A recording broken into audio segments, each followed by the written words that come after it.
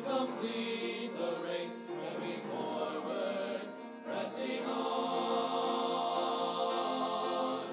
toward the home of our high calling, toward the promise we've received, with the strength that we've been given, pressing on to victory, and toward the one who's run before us, as we lay each weight aside, till the race is run, till the prize is won, till we reach the finish line.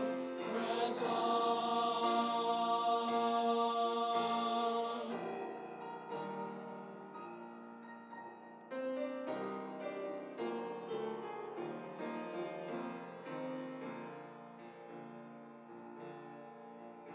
There's a faithful cloud of witnesses who inspire us in our task.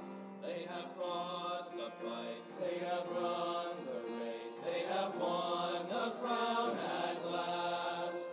And the lives they lived remind us that though the race at times seems long, God will give us grace to complete